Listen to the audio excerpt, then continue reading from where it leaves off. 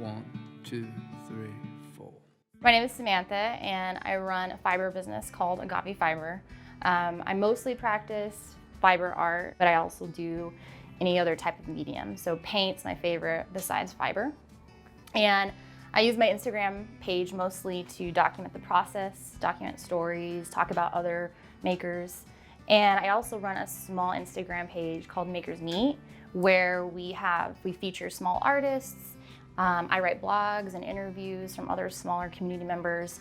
And right now what we're talking about is diversity in the fiber industry, and we're also talking about how to be sustainable.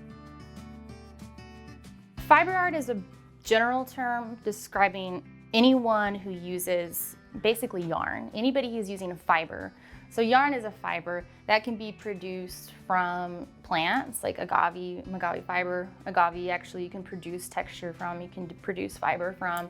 That's the traditional way of making fiber. Anyone who knits, crochets, looming, weaving, embroidery, punch needle, which is basically a bigger version of embroidery. So it's a huge term really for anybody who's using in the simplest forms yarn or embroidery thread. What I primarily stick to is looming. So looming is the process of basically you're interweaving fibers. And that's a process that was first used by mostly indigenous women. So if you look, Aboriginal women were some of the first to use fiber, to use looming and weaving, Egyptian, of course Native American women. So it kind of started there and has been passed down in different forms. Probably my favorite is a piece I have over here, and it's really simple, and what I'm really interested right now in working in is using colors that people wouldn't normally put into fiber pieces, kind of moving away from the really traditional pieces that are popular and finding different ways to kind of get out of the box. And using fiber that I wouldn't normally use. So I use this one fiber that's kind of a wool piece that's kind of wrapped really tightly.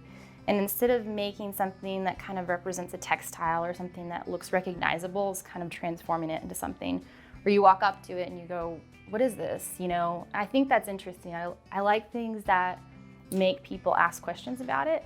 And I mean, it's one thing for someone to look at it and be like, that's really good. Like, I'm really happy you crafted this, but I really like people look at it and go, how did you do that? Like, what type of material is this? Because that leads to real discussion. And that's much more enjoyable for me, is to actually talk about it.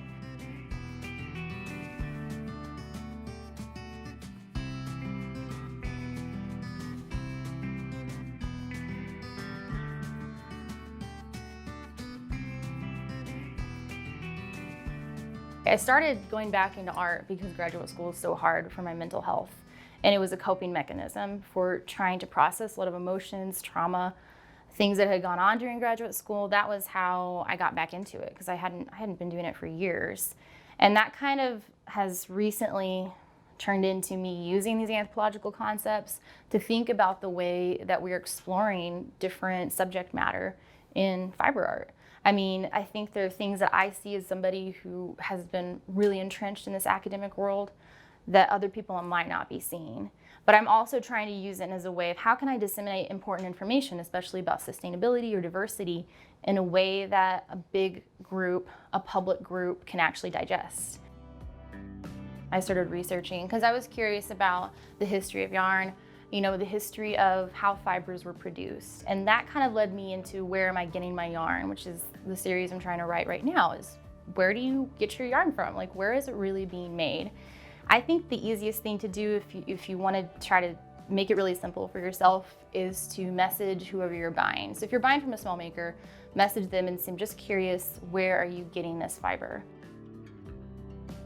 If they don't know, then it's probably better to go find somebody who does know, because those are the people that you want to interact with, people who know what they're doing and know where those products are coming from. And then also, if that's kind of intimidating, which it can be, or if you don't have time to do that, buy used. Go to eBay and Goodwill. I mean, you can get so much yarn, and it's better to reuse something that's already been purchased and it's not going to degrade, especially acrylic yarn. It's not biodegradable. So it's better to just repurpose it, give it a new life, and transform it into something.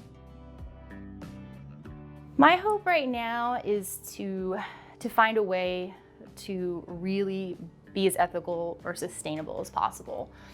to keep finding ways to be purchasing items that are going to be biodegradable or that I can repurpose in some way. I would really like to cut out completely any, chemically processed yarn unless I'm buying it used. That's the main goal. And I think that what I'd really like to do is work on featuring more artists of color. I think that I, as well as everyone else that I've met, really noticing how much privilege we have, and there's for instance, there's amazing Native American artists that produce yarn on a really large quantity, but you don't hear, you don't know about that. So what I'd really like to do is start to feature artists with different voices, different stories, and I'd like to really have my own studio and have a place to create. I work 40 to 50 hours a week, so it's really difficult trying to do it all and manage things and take photos, but that's what we're all doing. So I would like to have a space to create. I think that's it, and to have a space to share voices that need to be heard.